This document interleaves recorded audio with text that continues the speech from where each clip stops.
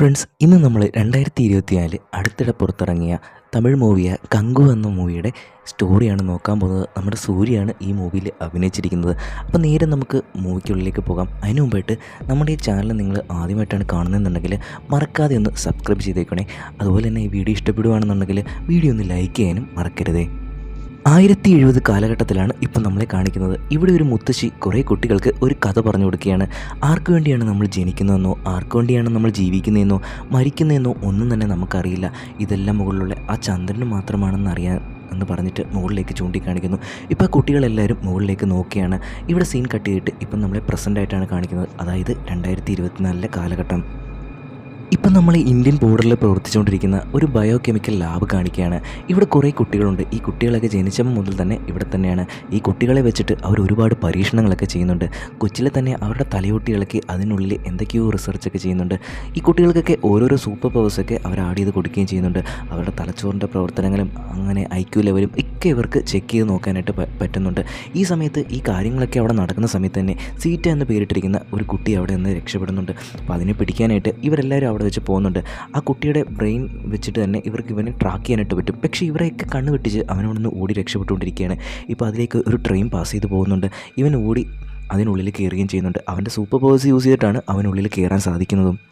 അങ്ങനെ അവൻ ട്രെയിനിനുള്ളിൽ അങ്ങനെ പോയിക്കൊണ്ടിരിക്കുന്ന സമയത്ത് അവിടെ കിടന്ന ഒരു കരിക്കട്ട വെച്ചിട്ട് അവൻ അവിടെ വെച്ചൊരു ചിത്രം വരയ്ക്കുകയാണ്.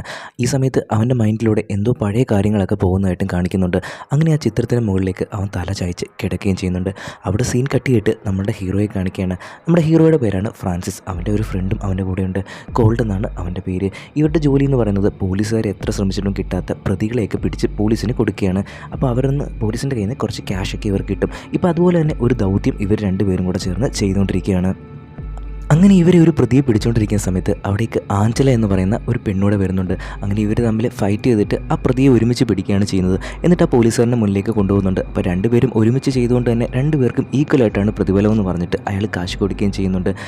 എന്നിട്ട് ഇവർ രണ്ടുപേരോട് അവിടെ കിടന്ന് അടി ഉണ്ടാവുകയും ചെയ്യുന്നുണ്ട്. ഈ സമയത്ത് കോൾഡ് ആ പോലീസുകാരനോട് പറയുന്നുണ്ട് ഇവർ രണ്ടുപേരും തമ്മിൽ നേരത്തെ ഇഷ്ടത്തിലായിരുന്നു, ഇപ്പോഴാണ് അവർ ചെറിയ പ്രശ്നങ്ങളൊക്കെ ഉണ്ടായത്, അതുകൊണ്ടാണ് ഇപ്പോൾ ഇവരിങ്ങനെ പെരുമാറുന്നതെന്നും പറയുന്നുണ്ട്. ഇപ്പോൾ പോലീസുകാരൻ ഒരു ദൗത്യം കൂടെ അവർക്ക് കൊടുക്കുകയാണ്. ടിറ്റു എന്ന് പറയുന്ന ഒരു ക്രിമിനലിനെ പിടിക്കണമെന്ന് പറയുന്നുണ്ട്.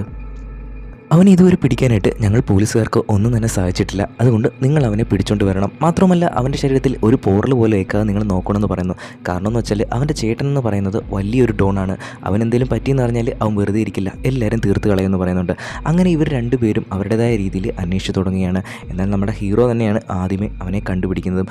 ഇവർ ചെന്ന സമയത്ത് തന്നെ ഇവർക്ക് നേരെ അവൻ ഗണ്ണ് ചൂണ്ടുകയാണ്. അങ്ങനെ ഒരു മൽപ്പിടുത്തത്തിനിടയിൽ ആ ഗണ്ണ് അറിയാതെ ഷൂട്ട് ചെയ്യുകയും ചെയ്യുന്നുണ്ട്. അങ്ങനെ ആ ടിറ്റു അവിടെ വെച്ച് മരിച്ചു പോവുകയും ചെയ്യുന്നുണ്ട്.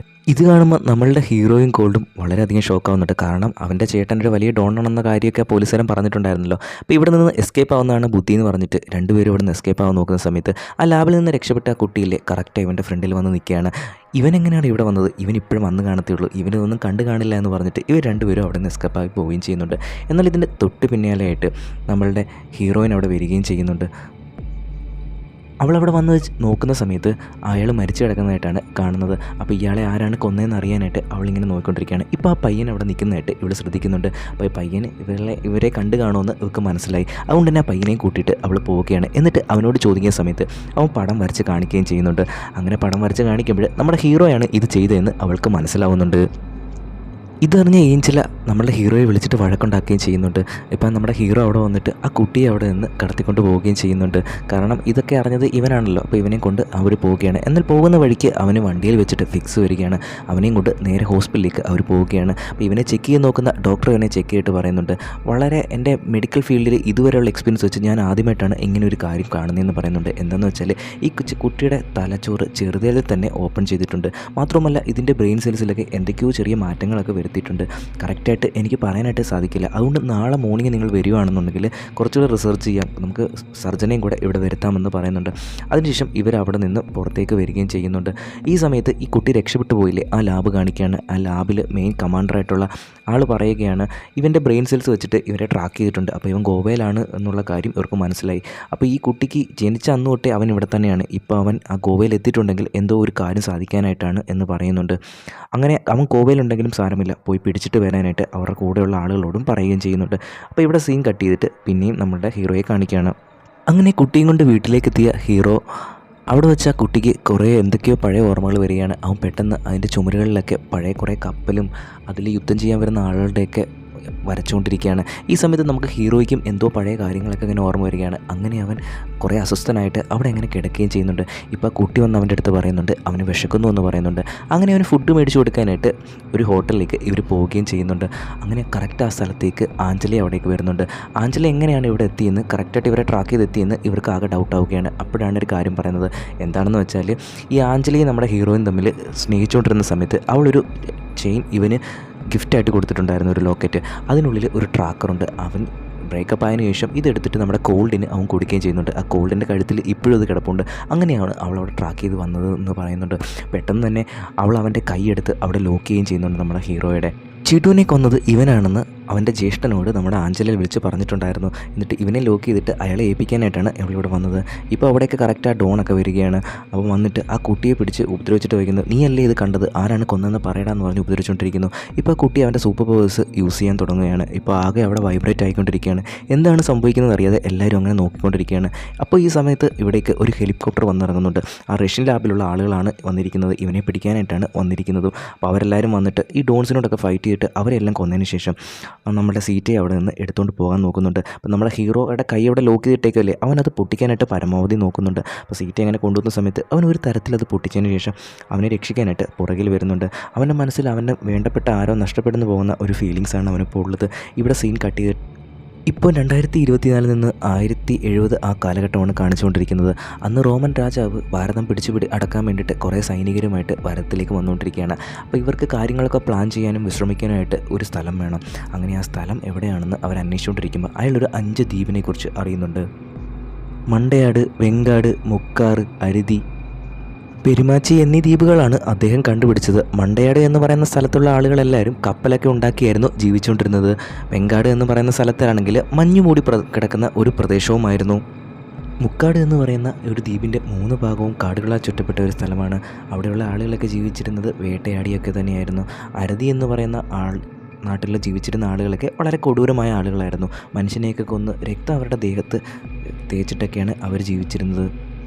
5ാമത്തെ ദ്വീപായിരുന്നു പെരുമാച്ചി. പെരുമാച്ചിയിൽ കുറേ മലനിരകളൊക്കെയുള്ള അവിടെയുള്ള ആളുകളൊക്കെ ആയോധന കലകളൊക്കെ അഭ്യസിച്ചിട്ടുള്ള ആളുകളായിരുന്നു. വളരെ മനോഹരമായൊരു ദ്വീപ് കൂടിയായിരുന്നു അത്. അപ്പം ഈ റോമൻ രാജാവ് സെലക്ട് ചെയ്യുന്നതും ഈ പെരുമാച്ചി എന്ന ദ്വീപായിരുന്നു. അപ്പോൾ ഇവിടെയുള്ള ആളുകളെയൊക്കെ കൊന്നതിന് ശേഷം ഇവിടെ തമ്പടിക്കാമെന്നാണ് അയാൾ കരുതിയത്. അതിനു വേണ്ടിയിട്ട് അതുമായിട്ട് പരിചയമുള്ള ഒരാളെ കാണിക്കുന്നുണ്ട്. ഇയാൾ റോമൻ സൈന്യത്തിൻ്റെ സ്പൈ ആണ്. അപ്പോൾ അയാൾ മണ്ടുവ എന്ന സ്ഥലത്ത് നിന്നും കൊടുവ എന്ന് പറയുന്ന ഒരാളെയും കൂട്ടിയിട്ട് അവിടേക്ക് വരുന്നുണ്ട്. എന്നിട്ട് പറയുന്നുണ്ട് ആ സ്ഥലത്തേക്ക് ഇവർക്ക് കടക്കണം, അങ്ങനെ പ്രവേശിക്കണം, അതിനുള്ള ഹെൽപ്പ് ചെയ്യണമെന്ന് പറഞ്ഞിട്ട് അയാൾക്ക് കുറേ സ്വർണ്ണ നാണയമൊക്കെ കൊടുക്കുന്നുണ്ട്. അപ്പോൾ അതിന് വേണ്ടിയിട്ട് ഇയാൾ സഹായിക്കാമെന്ന് പറയുന്നുണ്ട്. ഈ ദ്വീപിലുള്ള ആളുകളൊക്കെ ജീവിച്ചിരുന്നത് കപ്പലുണ്ടാക്കിയാണെന്ന് പറഞ്ഞിട്ടുണ്ടായിരുന്നല്ലോ. അപ്പം കപ്പലുണ്ടാക്കാനെന്ന വിധേന ആ സ്ഥലത്തേക്ക് കുറേ ആളുകളെ ഹെൽപ്പിന് വേണ്ടിയിട്ട് ഇവർ പോയി ചോദിക്കാനായിട്ട് പ്ലാൻ ചെയ്യുന്നുണ്ട്. അങ്ങനെ കുറച്ച് പേരെ കിട്ടുന്ന സമയത്ത് അവരെയെല്ലാം കൊന്നതിന് ശേഷം കുറേ ആളുകളെയും പിന്നെ കൊണ്ടുവരികയാണ്. അങ്ങനെ കൊന്നതിന് ശേഷം പിന്നെ അവിടേക്ക് ആക്രമിക്കാമെന്ന് പറയുന്നുണ്ട്. കാരണം ഈ റോമൻ സൈന്യത്തിന് നേരെ അവിടെ കയറി ആക്രമിക്കാൻ സാധിക്കില്ല. ഇവർക്ക് 25,000 സൈന്യമാണുള്ളത്. പക്ഷേ അവിടെ കുറേ ആളുകളുണ്ട്, അവരെല്ലാം ഇവരെ തന്നെ വകവരുത്തി കളയും. അതുകൊണ്ട് നേരിട്ട് ഇവർക്കൊരു ആക്രമണം സാധിക്കില്ല. അങ്ങനെ ചതിയിലൂടെ ഇത് ചെയ്യാമെന്ന് അവർ പ്ലാൻ ചെയ്യുന്നുണ്ട്. അങ്ങനെ കൊടുവ അവൻ്റെ വൈഫിനെയും കുട്ടിയൊക്കെ കൂട്ടിയിട്ട് നേരെ ആ സ്ഥലത്തിലുള്ള ഗ്രാമത്തലവനോട് പോയി സംസാരിക്കുന്നുണ്ട്. അങ്ങനെ അയാൾ ഒരു 100 സൈനികരെ ഇയാൾക്ക് വിട്ടുകൊടുക്കുകയും ചെയ്യുന്നുണ്ട്.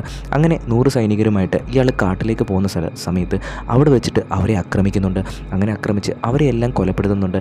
എന്നിട്ട് ഇയാളെല്ലാം കൊലപ്പെടുത്തിയെന്ന് ഇവർക്ക് എങ്ങനെയാണ് തിരിച്ചറിയുന്നത് വെച്ചാൽ എല്ലാവരുടെയും കൈപ്പത്തി വെട്ടിക്കൊണ്ട് വരാനായിട്ട് ഈ റോമൻ രാജാവ് പറയുന്നുണ്ടായിരുന്നു. അങ്ങനെ ഇതുമായിട്ട് അയാളുടെ അടുത്തേക്ക് ചെല്ലുമ്പോൾ അയാൾക്ക് കുറേ സ്വർണ്ണ നാണയം അങ്ങനെ കൊടുക്കുകയും ചെയ്യുന്നുണ്ട്. അങ്ങനെ അടുത്ത 100 പേരെയും കൂടെ കൊല്ലാനായിട്ട് പറയുന്നുണ്ട്. അങ്ങനെ അയാൾ പിന്നെയും പോയിട്ട് ആ തലവനോട് പറയുകയാണ്. അങ്ങനെ ആ തലവൻ പറയുന്നുണ്ട് 100 പേരെയും കൊണ്ടുപോയി കളയാൻ പറയുന്നുണ്ട്. അങ്ങനെ ആ 100 പേരെയും കൊണ്ട് പിന്നെ അവൻ കാട്ടിനുള്ളിലേക്ക് പോവുകയാണ്.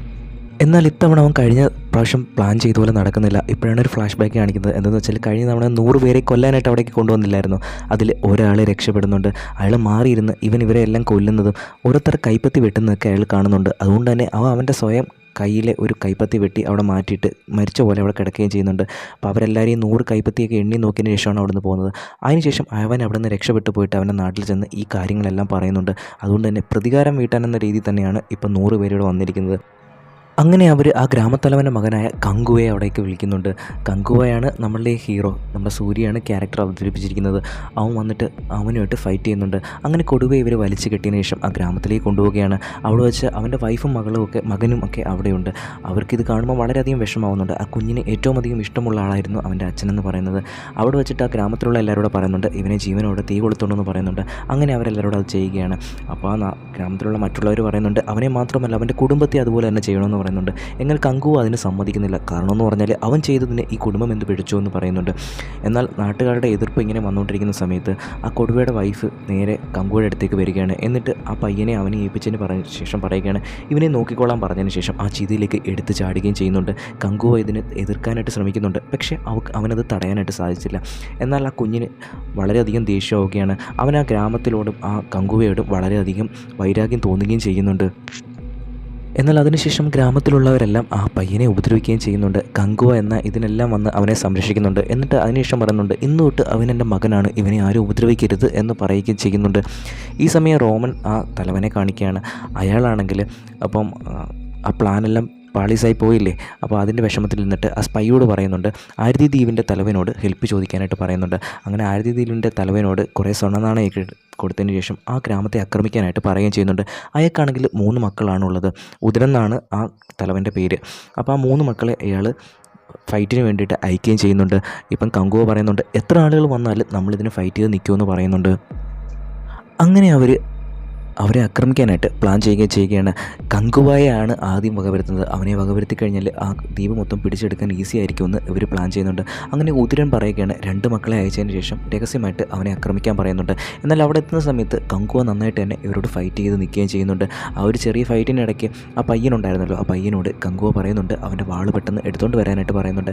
എന്നാൽ ആ വാള് കൊടുക്കുന്ന സമയത്ത് ഇവനോട് ഒരുപാട് പകയുണ്ടായിരുന്നല്ലോ, അവൻ്റെ അച്ഛനെ കൊന്നതിനുള്ള പക.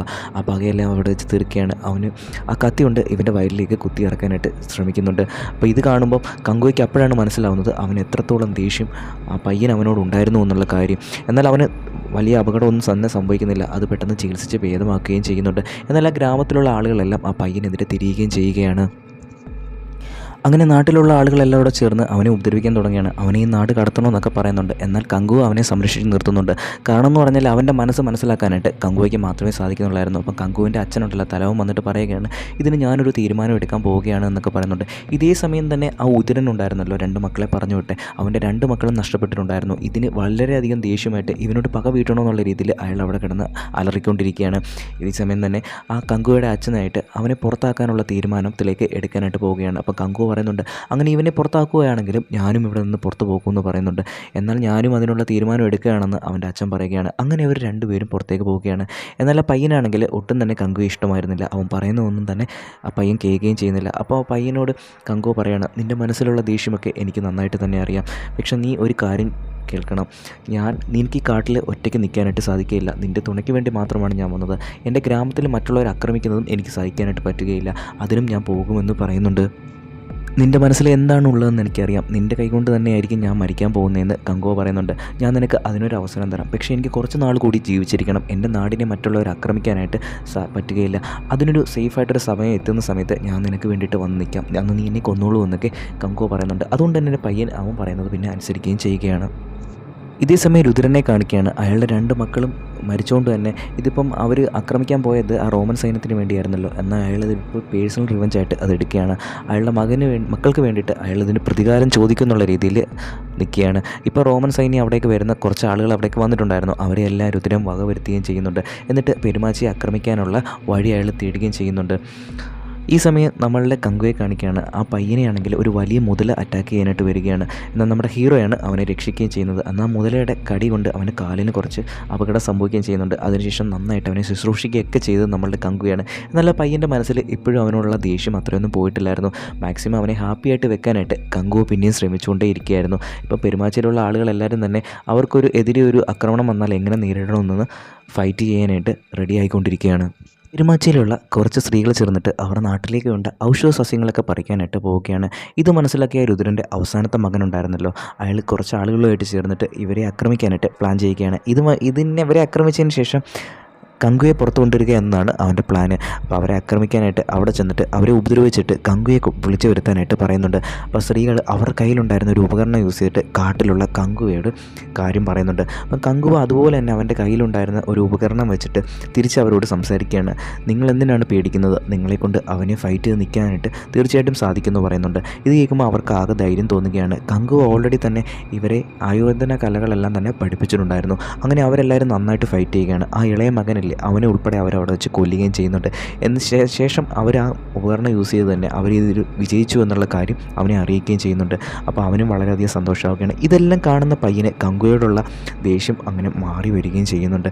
ഇപ്പോൾ ഈ 5 ദ്വീപുകൾ തമ്മിലുള്ള പ്രശ്നങ്ങളല്ലേ, ഇതൊക്കെ സോൾവ് ചെയ്യാനായിട്ട് അതിലെ മെയിൻ തലവന്മാരെല്ലാം കൂടെ ഒരു സ്ഥലത്ത് ഒത്തുകൂടുകയും ഈ പ്രശ്നമൊക്കെ സോൾവ് ചെയ്യാനായിട്ട് കുറച്ച് ആളുകൾ അവിടെ വരികയും ചെയ്യുന്നുണ്ട്. അങ്ങനെ പെരുമാച്ചിയുടെ തലവൻ അവിടേക്ക് വന്നിട്ട് പറയുന്നുണ്ട്, ഉതിരൻ്റെ 3ാമത്തെ മകൻ ഞങ്ങളുടെ നാട്ടിലെ കുറേ സ്ത്രീകളെ ആക്രമിച്ച് കൊലപ്പെടുത്താനായിട്ട് ശ്രമിച്ചു എന്നൊക്കെ പറയുന്നുണ്ട്. അപ്പോൾ ഉതിരൻ പറയുന്നുണ്ട് അവൻ ഒരിക്കലും അങ്ങനെ ചെയ്യില്ല എന്ന് പറയുന്നുണ്ട്. അപ്പോൾ സ്ത്രീകളിൽ അവർ മുന്നോട്ട് വന്നിട്ട് പറയുന്നുണ്ട് അവനെ ഉൾപ്പെടെ ഞങ്ങൾ വകവരുത്തിയിട്ടുണ്ട്, ഞങ്ങളെ ഉപദ്രവിച്ചെന്ന് പറയുന്നുണ്ട്. അപ്പോൾ ഉതിരൻ ഇത് കാണുമ്പോൾ വളരെയധികം ദേഷ്യമാവുകയാണ്. അവൻ്റെ 3ാമത്തെ മകനും അവിടെ വെച്ച് നഷ്ടപ്പെട്ടില്ലേ.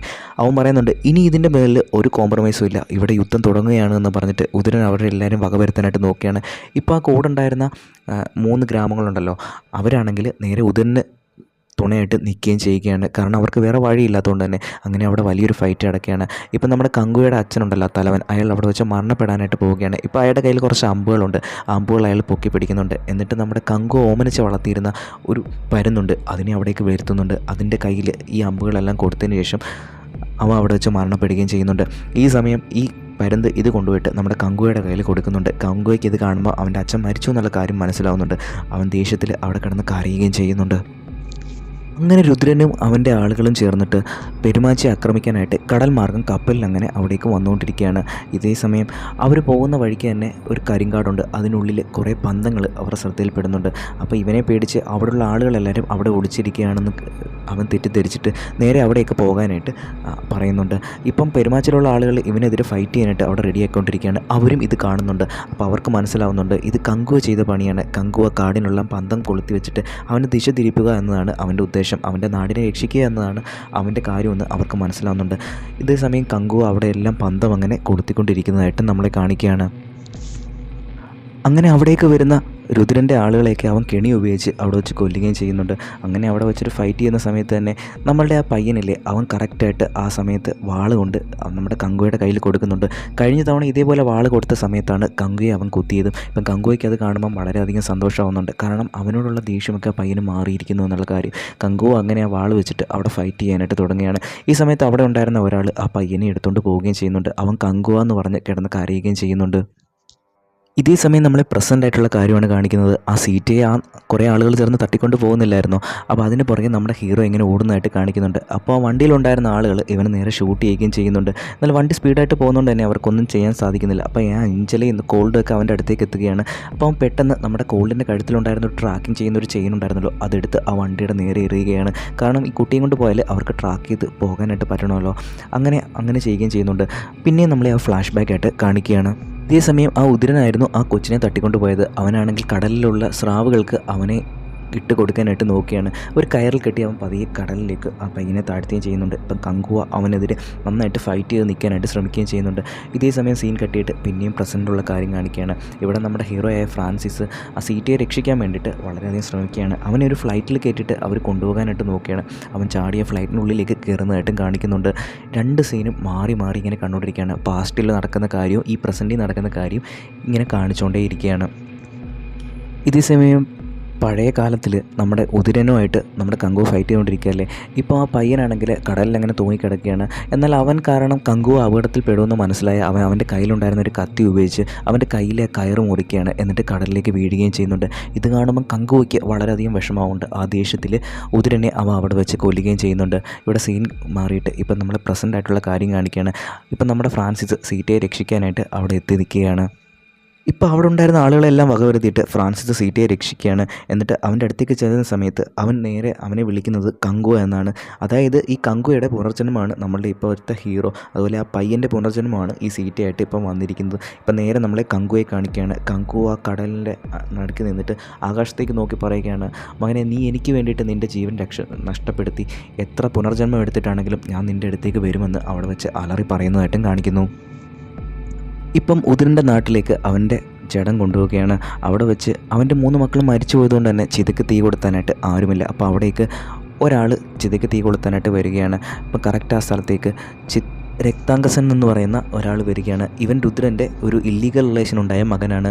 അപ്പോൾ ഇവനെ നമ്മുടെ രുദ്രൻ അധികം അംഗീകരിച്ചിട്ടില്ലായിരുന്നു. കാരണം ആ 3 മക്കളുമാണ് അവന് ലീഗലായിട്ട് ഉണ്ടായിട്ടുണ്ടായിരുന്നത്. അപ്പം ഇവരെല്ലാവരും മരിച്ചു പോയതുകൊണ്ട് തന്നെ ആ സ്ഥാനത്തേക്ക് ഇവനിപ്പം വരാനായിട്ട് സാധിക്കും. അപ്പോൾ അവിടെ വന്നിട്ട് ചിതയ്ക്ക് തീ കൊളുത്തിയിട്ട് പറയുകയാണ്, അച്ഛൻ്റെ ആ സ്ഥാനത്തേക്ക് ഞാൻ കയറിയിരിക്കുന്നതിന് മുന്നായിട്ട് അച്ഛനെ വകവരുത്തിയ ആളുകളെല്ലാം തന്നെ ഞാൻ വകവരുത്തുമെന്ന് അവിടെ വെച്ച് പറയുന്നുണ്ട്. അതുകൊണ്ട് തന്നെ നാട്ടിലുള്ള ആളുകളെല്ലാം ഇപ്പോൾ അവനെ വാഴ്ത്താനായിട്ട് തുടങ്ങുകയാണ്. ഇവിടെ സീൻ കെട്ടിയിട്ട് പ്രസൻ്റ് ആയിട്ടുള്ള കാര്യമാണ് കാണിക്കുന്നത്. ഇവിടെ റഷ്യൻ ഫ്ലൈറ്റിൽ CCTV യൂസ് ചെയ്തിട്ട് ആ ലാബിലുണ്ടായിരുന്ന അവരുടെ തലവൻ അത് കാണുന്നുണ്ട്. ഇപ്പോഴാണ് അയാളുടെ മുഖം കാണിക്കുന്നത്. ഇത് രക്താംഗസെന്നിൻ്റെ പുനർജന്മമാണ്. അയാൾ ഇത് കണ്ടിട്ട് ഗംഗു എന്ന് പറയുകയും ചെയ്യുന്നുണ്ട്. ഇവരുടെ എല്ലാം പുനർജന്മമാണ് ഇപ്പോൾ ഉണ്ടായിരുന്നത്. അപ്പോൾ സെക്കൻഡ് പാർട്ടിലേക്ക് ഒരു ലീഡ് ചെയ്തതിന് ശേഷമാണ് ഈ സിനിമ ഇവിടെ വെച്ച് എൻഡ് ചെയ്യുകയും ചെയ്യുന്നുണ്ടത്. അപ്പോൾ ഈ എക്സ്പ്ലനേഷൻ നിങ്ങൾക്ക് ഇഷ്ടപ്പെട്ടെന്നുണ്ടെങ്കിൽ ഉറപ്പായിട്ട് വീഡിയോ ഒന്ന് ലൈക്ക് ചെയ്തേക്കുക. അതുപോലെ തന്നെ നിങ്ങളുടെ ഫ്രണ്ട്സിലേക്കും ഈ വീഡിയോ ഒന്ന് ഷെയർ ചെയ്തെത്തിച്ചേക്കുക.